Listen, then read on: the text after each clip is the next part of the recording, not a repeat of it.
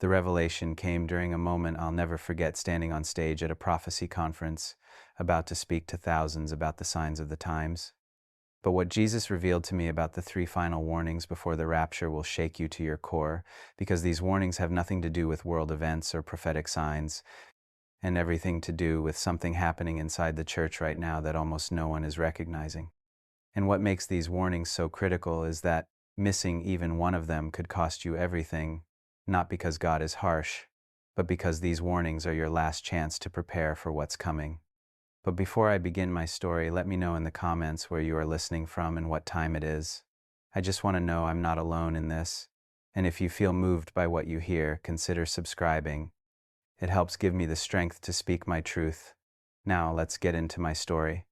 So, I was backstage at this massive prophecy conference in Dallas. There were like 8,000 people in the arena, all there to hear about the rapture, the tribulation, the signs of the end times. I had been invited to speak about recognizing the season of Christ's return, and I had my notes prepared, my PowerPoint ready, all the usual stuff about wars and rumors of wars, Israel, technology, all the signs everyone expects to hear about. But as I stood there waiting to go on, I felt this. I don't know how to describe it. It was like this weight pressing down on my chest, this sense that I was about to tell people what they wanted to hear instead of what they needed to hear. And I found myself praying, just whispering under my breath, Jesus, are these really the signs you want me to talk about? Are these really the warnings people need to hear? And then the stage manager was motioning me forward, the music was swelling, and I walked out onto that stage with my prepared notes in my hand. But as I looked out at those 8,000 faces, all eager, all expectant, all waiting to hear about prophetic signs, something happened that I can only describe as a complete disruption of reality. The arena didn't disappear. The people didn't vanish, but suddenly I was experiencing two realities at once. I was standing on that stage with a microphone in my hand, but I was also in the presence of Jesus, and his expression it was urgent in a way I had never seen before. Jonathan, he said, and his voice cut through everything. The music, the crowd noise, my own thoughts. Don't give them what they expect. Give them what they need. The signs they're looking for in the world are not the warnings I'm giving. The three final warnings before the rapture are happening right now, inside the church, and almost no one is recognizing them. My hands started shaking. I was still standing on that stage, the audience waiting for me to speak, but I was also hearing Jesus tell me that everything I had prepared was wrong. The three final warnings, he continued, are not about world events. They're not about technology or politics or natural disasters. They're about what's happening to my people right now, three specific things that are your last chance to prepare before I return. And missing even one of these warnings could cost everything. So I'm standing there on this stage, and I put down my notes. I didn't even look at my PowerPoint. I just started speaking what Jesus was showing me in that moment, and I could see the confusion on people's faces because this wasn't what they had come to hear. I was going to talk to you about the signs of the times, I said, my voice shaking. I was going to show you charts and timelines and prophetic fulfillments.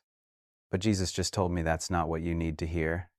He said there are three final warnings before the rapture, and they're not about what's happening in the world, they're about what's happening in the church. And we're missing them. The arena got really quiet. I could feel the tension, the confusion, maybe even some anger from people who had paid to hear about prophecy and were getting something completely different. But I kept going because Jesus was showing me things in real time, and I knew I had to share them even if it cost me my reputation, my platform, everything.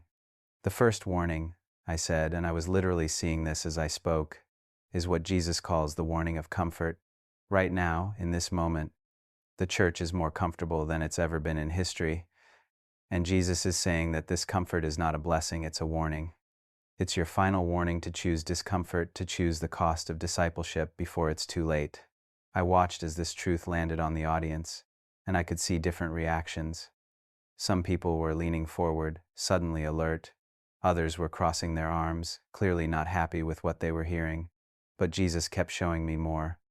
Look around you, I said, and I was seeing what Jesus was showing me, the comfortable Christianity that had infected the American church. We have church buildings that look like entertainment venues. We have services that are designed for comfort rather than conviction. We have messages that make us feel good rather than call us to die to ourselves. And Jesus is saying, this comfort is your final warning. Because, I continued, my voice getting stronger as the vision intensified, when the tribulation comes, when following Christ actually costs you something, this comfortable Christianity is going to collapse, and everyone who has built their faith on comfort rather than on Christ is going to fall away. The comfort you're experiencing right now is not God's blessing, it's God's final warning to prepare for the cost that's coming. I could see people starting to shift uncomfortably in their seats. This wasn't the encouraging prophecy message they had expected, but Jesus wasn't done showing me things. The second warning, I said, and I was seeing this with such clarity it was like watching a movie, is what Jesus calls the warning of distraction. Right now, the church is more distracted than it's ever been. Distracted by politics, by culture wars, by secondary issues. And Jesus is saying that this distraction is not accidental, it's a final warning to refocus on what actually matters before the rapture occurs. And Jesus was showing me how this played out across the church. Believers who were more passionate about their political positions than about their relationship with Christ. Churches that spent more time addressing cultural issues than making disciples. Christians who could debate theology for hours but who never spent time in genuine prayer or worship. We're arguing about things that won't matter in eternity, I said, and I could feel the weight of this truth. We're fighting battles that are distracting us from the one thing that matters, being ready for Christ's return. And Jesus is saying this distraction is your final warning to refocus before it's too late. I paused, and in that pause, Jesus showed me something that made my blood run cold. He showed me what would happen to believers who missed these warnings, and it wasn't that they would lose their salvation, but they would miss the rapture. They would be left behind, not because they weren't saved, but because they weren't ready. The third warning, I said, and my voice was barely above a whisper now, but the arena was so quiet that everyone could hear, is what Jesus calls the warning of self-deception. Right now, more Christians than ever before are deceiving themselves about their spiritual condition. They think they're ready for the rapture because they attend church, because they believe the right things, because they're good people. But Jesus is saying, this self-deception is your final warning to examine yourself honestly before I return. And Jesus was showing me believers across the world who were absolutely confident in their readiness for the rapture, but whose confidence was built on false foundations. They had prayed a prayer years ago and assumed that guaranteed their place in the rapture. They attended church regularly and thought that proved they were ready. They believed correct doctrine and assumed that was sufficient. But Jesus is saying, I continued, and I could feel tears starting to stream down my face, that many who think they're ready are not ready at all. Many who are confident they'll be raptured are going to be left behind. And this self-deception, this false confidence, is your final warning to examine yourself honestly, to test whether you're actually ready or just think you're ready. The arena was completely silent now. I could see people crying, people with their heads in their hands, people who looked angry, people who looked terrified. This was not the comfortable prophecy conference they had signed up for. These three warnings, I said, and Jesus was still showing me things, still revealing truths that I knew would be controversial but that I had to share, are happening right now. The comfort you're experiencing is a warning. The distraction you're caught up in is a warning. The self-deception you're living under is a warning. And Jesus is saying that these are your final warnings, your last chance to prepare before the rapture occurs. I stood there on that stage, and I knew I had just destroyed my reputation in the prophecy community. I had been invited to give a comfortable message about signs in the world, and instead I had delivered an uncomfortable message about warnings in the church. But I also knew that what I had shared was true, because Jesus had shown it to me in real time. As I walked off that stage to scattered applause and a lot of confused silence, I felt Jesus' presence intensify rather than fade. And he said something that would haunt me for, what you just shared will cost you. Many will reject this message because it makes them uncomfortable. But some will hear it, and for them, it could be the difference between being ready and being left behind. That night, back in my hotel room, I couldn't sleep. I kept replaying what had happened, kept seeing the faces of those 8,000 people, kept wondering if I had done the right thing. And at exactly 3:33 a.m. I remember the time because of its significance, my room filled with that overwhelming presence again. Tomorrow night, Jesus said, I'm going to show you why these three warnings are the final warnings. I'm going to reveal what happens to believers who miss them, and why recognizing these warnings now is the difference between being raptured and being left behind. But before the presence faded, he said something that made my heart stop.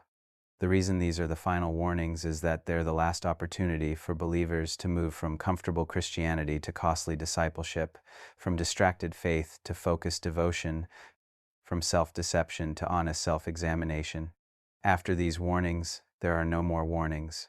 After this, there's only the rapture and the devastating discovery of who was ready and who was not. As I lay there in the darkness, I realized that Jesus had just revealed something the prophecy community had completely missed. We had been teaching people to watch for signs in the world wars, earthquakes, technology, political developments. But Jesus was saying that the real signs, the final warnings, were happening inside the church, and we were missing them because we were looking in the wrong direction. The question that kept me awake the rest of that night was both personal and universal. If these three warnings, comfort, distraction, and self-deception, are the final warnings before the rapture, then how many believers are missing them? How many people who think they're ready are actually living under these warnings without recognizing them? And how many will be devastated when they discover too late that they missed their final chance to prepare? I knew that tomorrow night's vision was going to show me why these warnings were so critical, and why missing even one of them could cost everything. And honestly, I wasn't sure I was ready to see it. The second night brought revelations that exposed why these three warnings, comfort, distraction, and self-deception, are the final warnings before the rapture, and what happens to believers who miss them.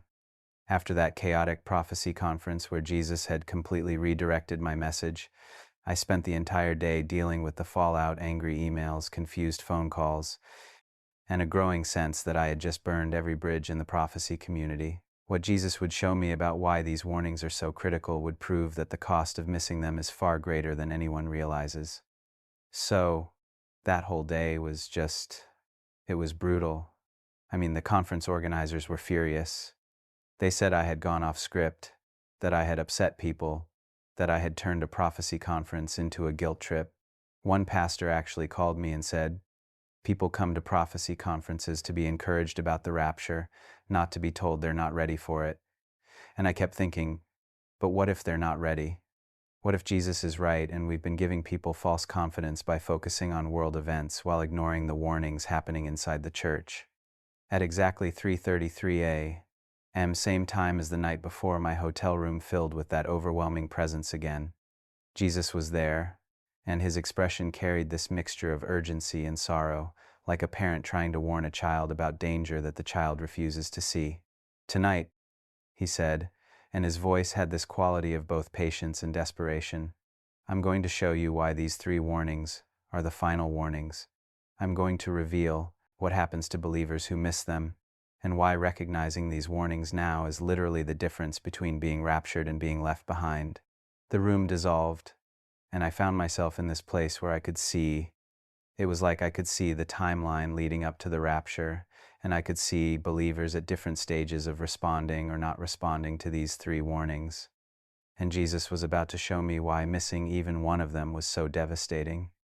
The first warning, the warning of comfort, is final because it's your last opportunity to choose costly discipleship before the cost becomes unavoidable, Jesus explained.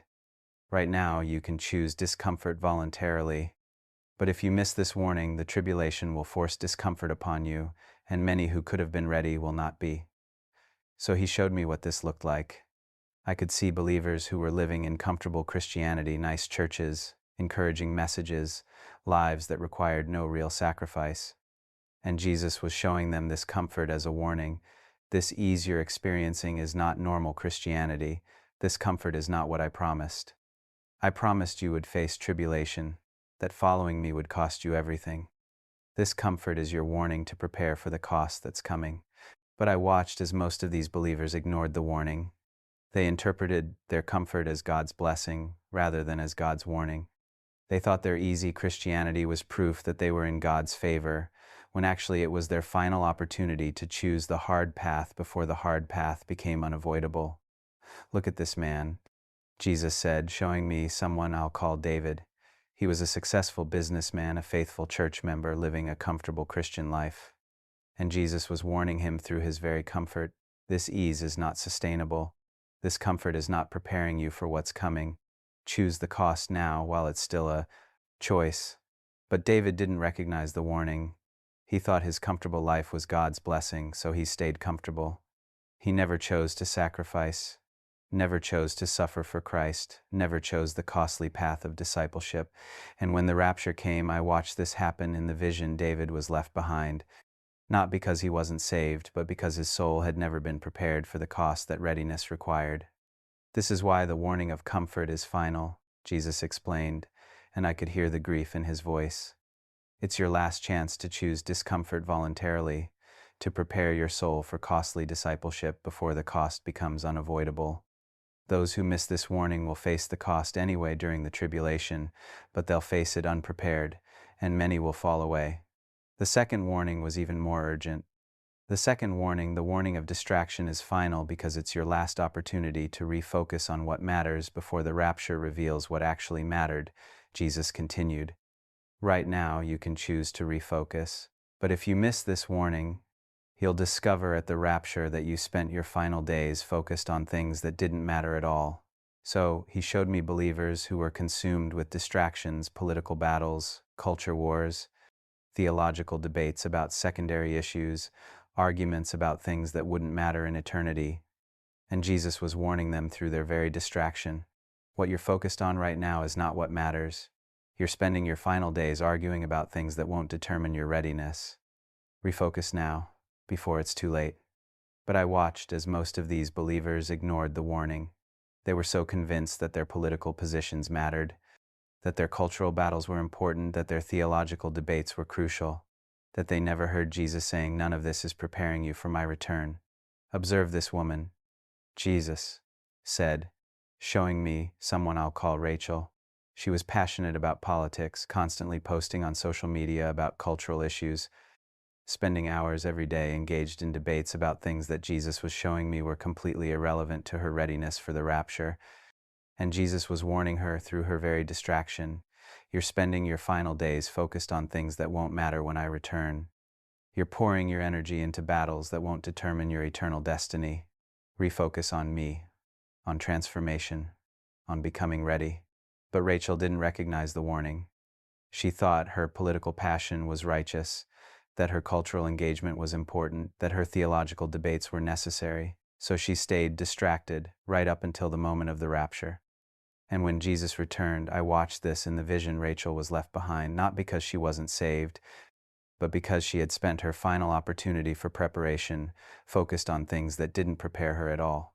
This is why the warning of distraction is final. Jesus explained, it's your last chance to refocus on what actually matters, on relationship with me, on transformation, on becoming ready. Those who miss this warning will discover at the rapture that they wasted their final opportunity focused on distractions. The third warning was the most devastating of all. The third warning, the warning of self-deception, is final because it's your last opportunity to see yourself honestly before the rapture reveals the truth about your spiritual condition. Jesus said, his voice now carrying the weight of ultimate seriousness, right now, you can examine yourself honestly and discover whether you're ready or just think you're ready. But if you miss this warning, the rapture will reveal the truth, and for many, that revelation will be devastating. So he showed me believers who were living under self-deception, absolutely confident in their readiness for the rapture, but whose confidence was built on false foundations. They had prayed a prayer, they attended church, they believed correct doctrine, they lived moral lives, and they were certain this meant they were ready. But Jesus was warning them through their very confidence, your assurance is false. You're basing your readiness on things that don't actually prove you're ready. Examine yourself honestly now, before the rapture reveals the truth. I watched as most of these believers ignored the warning. They were so confident in their readiness that they never questioned it, never examined themselves honestly, never tested whether their assurance was based on truth or on self-deception. Look at this pastor, Jesus said, showing me someone I'll call Michael. He had been in ministry for 30 years, had led thousands to Christ, was respected throughout his denomination, and he was absolutely confident he would be among the first raptured. But Jesus was warning him through his very confidence. Your assurance is based on your ministry success, not on your spiritual condition. You're confident because of what you've done for me. not because of what I've done in you. Examine yourself honestly before it's too late. But Michael didn't recognize the warning. He thought his ministry success proved his readiness, that his years of service guaranteed his place in the rapture. So he never examined himself honestly, never questioned his assurance, never tested whether he was actually ready or just thought he was ready. And when the rapture came, I watched this happen, and it was one of the most heartbreaking things I've ever seen. Michael was left behind. This pastor who had taught thousands about the rapture, who had written books about being ready, who had been absolutely confident in his own readiness, was standing on the ground watching others ascend, his face showing the devastating realization that his confidence had been false.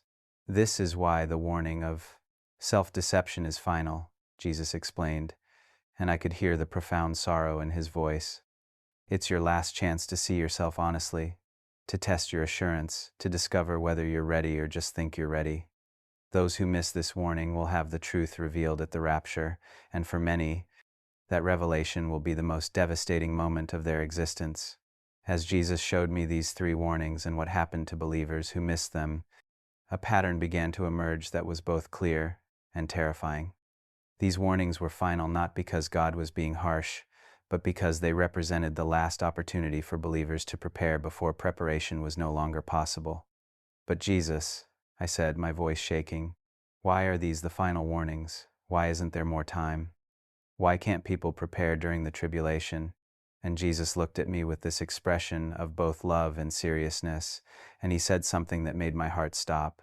Jonathan, these are the final warnings, because they address the 3 things that determine readiness: willingness to pay the cost, focus on what matters, and honest self-examination. If believers miss these warnings, if they remain comfortable, distracted, and self-deceived right up until the rapture, then they're not ready, and the tribulation will force them to face what they refuse to face voluntarily. The believers who miss these warnings, he continued, will still be saved. They'll still go to heaven eventually, but they'll miss the rapture because they missed their final opportunity to prepare. They chose comfort over cost, distraction over focus, self-deception over honest examination. And that choice will cost them everything, not their salvation, but their readiness. I watched as Jesus showed me the moment of the rapture, and I could see the devastating realization on the faces of believers who had missed the warnings. They had been comfortable right up until the moment when comfort ended. They had been distracted right up until the moment when their distractions were revealed as worthless. They had been self-deceived right up until the moment when the truth was revealed. And the most heartbreaking aspect was that they had been warned. Jesus had been warning them through their very comfort, through their very distraction, through their very self-deception. But they hadn't recognized the warnings because they were looking for warnings in the world rather than warnings in their own hearts. Tomorrow night, Jesus said as the vision began to fade, I'm going to show you how to recognize these warnings in your own life and what you must do to respond to them before it's too late. I'm going to reveal the specific steps that move you from missing the warnings to heeding them, from being unprepared to being ready. But before the vision ended completely, he said something that would haunt me until our next encounter. The tragedy of these final warnings is that they're so obvious once you recognize them, but so easy to miss if you're looking in the wrong direction. Believers are watching for signs in the world while missing the warnings in their own hearts. And that misplaced focus is going to cost millions of them everything.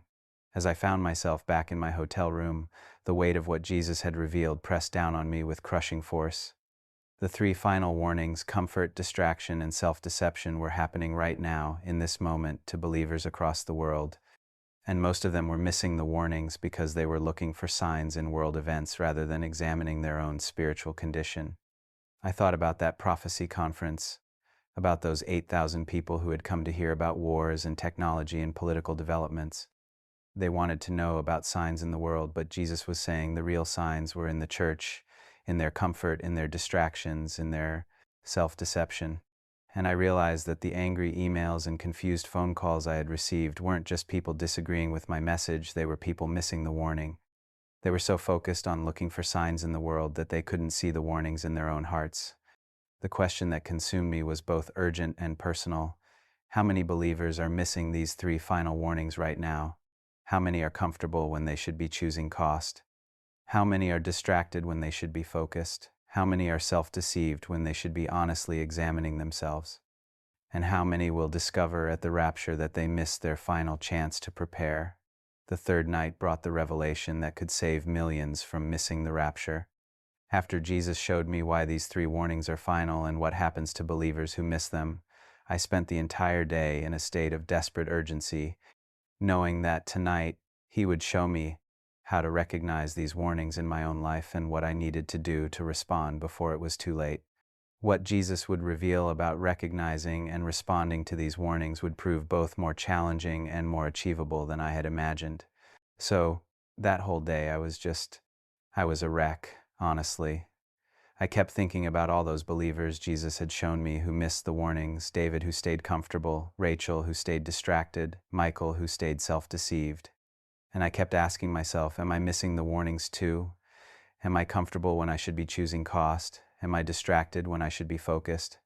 Am I self-deceived when I should be examining myself honestly? I tried to pray, but I couldn't focus. I tried to read scripture, but the words wouldn't sink in. I was so consumed with the question, how do I recognize these warnings in my own life? And more importantly, what do I do about them? At exactly 3:33 a.m., same time as the previous nights, my hotel room filled with that overwhelming presence again. But this time, Jesus' expression was different. There was still urgency there, but there was also this sense of hope, like He was finally going to reveal the solution to a problem that had been causing unnecessary devastation. Tonight, He said, and His voice carried both authority and compassion, I'm going to show you how to recognize these three warnings in your own life and what you must do to respond to them before the rapture occurs.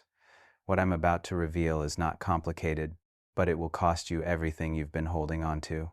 The room dissolved, and I found myself in this place where I could see believers who were learning to recognize and respond to the warnings, and Jesus was about to show me the specific steps that moved them from being unprepared to being ready. The first step to recognizing the warning of comfort, Jesus explained, is to ask yourself one honest question: what has following me actually cost me? If the answer is nothing or very little, then you're living under the warning of comfort, and you need to respond before it's too late.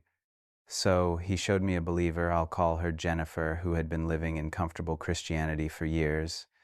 Nice church, encouraging messages, a life that required no real sacrifice. But one day, she asked herself that honest question: what has following Jesus actually cost me? And the answer devastated her. It had cost her nothing. She attended church, but it was convenient and comfortable. She gave money, but only what she could easily afford. She served, but only in ways that fit her schedule and preferences. She had never sacrificed anything significant for Christ, never suffered for His name, never chosen the costly path of discipleship. This is the warning of comfort, Jesus said to her in the vision. Your ease is not blessing, it's warning. Your comfortable Christianity is your final opportunity to choose the cost before the martingale. Cost is forced upon you. And I watched as Jennifer responded to the warning. She didn't just feel bad about her comfortable Christianity, she actually did something about it. She started making choices that cost her something. She began serving in ways that were inconvenient and uncomfortable. She gave sacrificially, not just conveniently. She spoke truth even when it cost her relationships. She chose the narrow path even when the broad path was easier. This is how you respond to the warning of comfort, Jesus explained. You deliberately choose discomfort. You intentionally pursue the costly path. You make decisions that require sacrifice, not to earn salvation, but to prepare your soul for the cost that readiness requires. The second step addressed the warning of distraction. The second step to recognizing the warning of distraction, Jesus continued, is to examine what you're actually spending your time, energy, and passion on. If you're more passionate about politics than prayer, more engaged with culture wars than with Christ, more focused on secondary issues than on your own transformation, then you're living under the warning of distraction. So He showed me a believer, I'll call him Marcus, who had been consumed with political and cultural battles.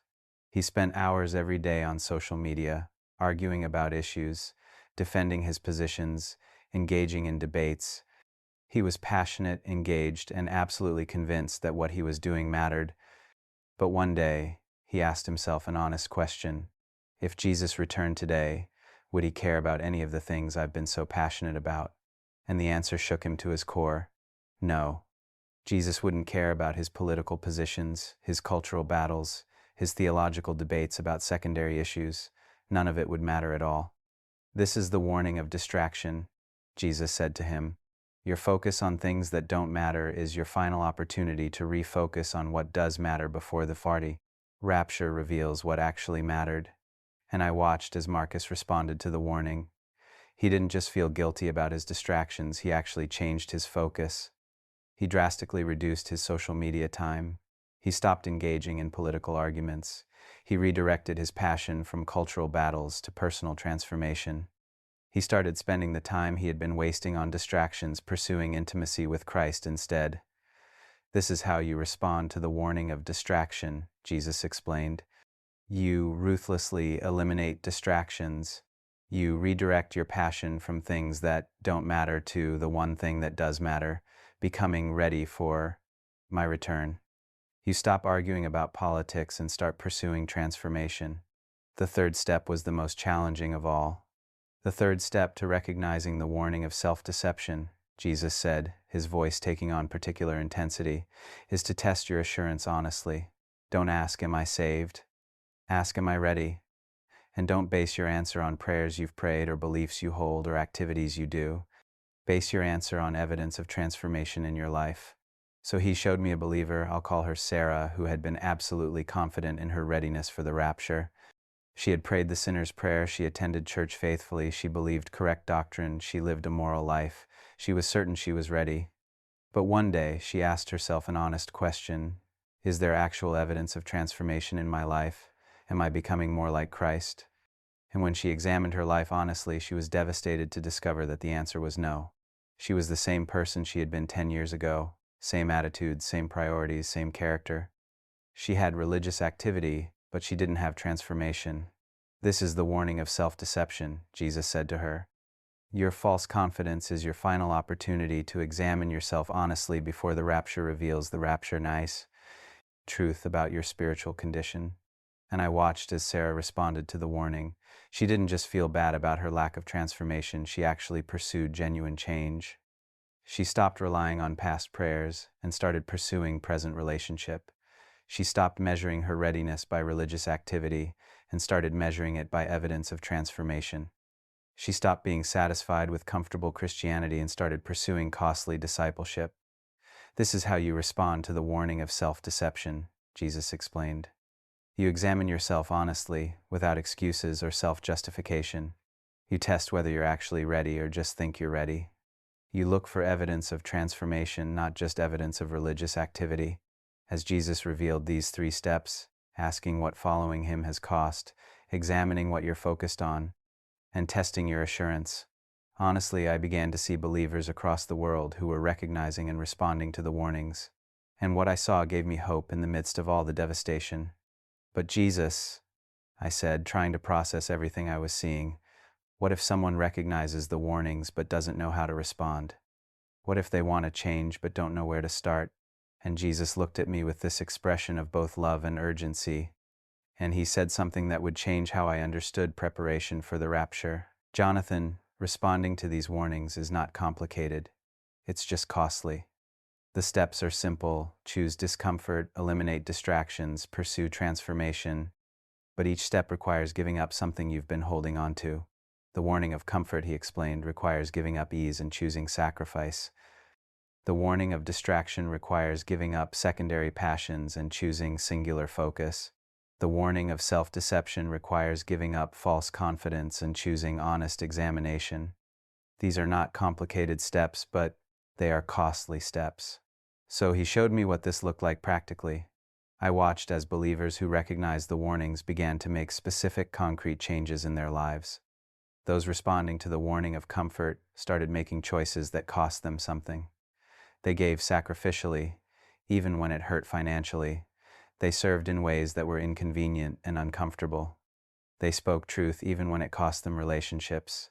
They chose the narrow path even when everyone around them was choosing the broad path. Those responding to the warning of distraction started ruthlessly eliminating things that were consuming their time and energy without preparing them for Christ's return. They deleted social media apps. They stopped watching news constantly. They quit engaging in political arguments. They redirected their passion from cultural battles to personal transformation. Those responding to the warning of self-deception started examining themselves with brutal honesty. They stopped relying on past prayers and started pursuing present relationship. They stopped measuring their readiness by religious activity and started looking for evidence of transformation. They stopped being satisfied with where they were and started pursuing where they needed to be. This is what responding to the warnings looks like, Jesus said. It's not complicated, but it is costly. It requires giving up comfort, giving up distractions, giving up false confidence. But for those willing to pay the cost, these warnings become the pathway to readiness. As the vision continued, Jesus showed me something that filled me with both hope and urgency. He showed me that there was still time to respond to the warnings, but that time was running out. Right now, he said, in this moment, any believer can recognize these warnings and respond to them. The warning of comfort is still active. You can still choose discomfort voluntarily. The warning of distraction is still active. You can still refocus on what matters. The warning of self-deception is still active.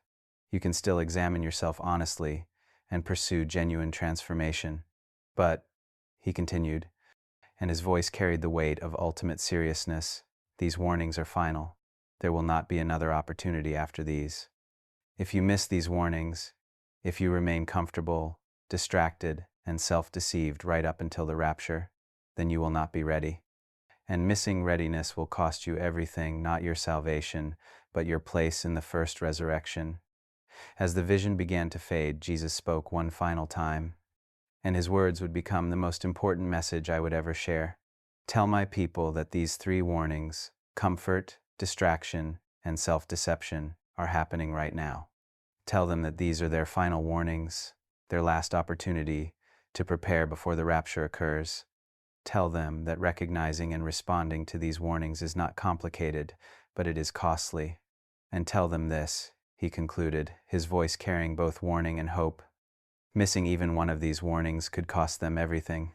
But responding to all three of these warnings will prepare them for the rapture. The choice is theirs. The warnings are clear.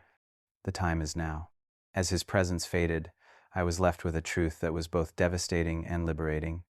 The three final warnings before the rapture, comfort, distraction, and self-deception, are happening right now, in this moment, to every believer.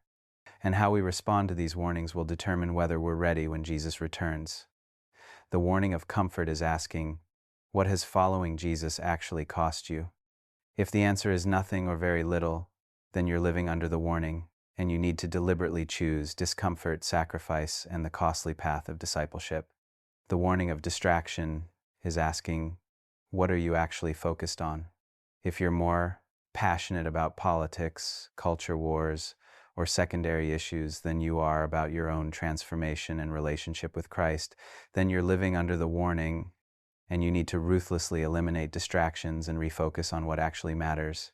The warning of self-deception is asking, is there actual evidence of transformation in your life?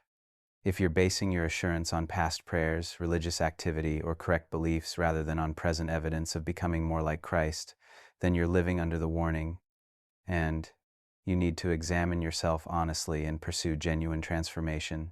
These are the three final warnings before the rapture. Missing even one of them could cost you everything, not your salvation, but your readiness. But responding to all three of them will prepare you for the most important event in human history. The warnings are clear. The time is now. The choice is yours. Are you comfortable when you should be choosing cost? Are you distracted when you should be focused?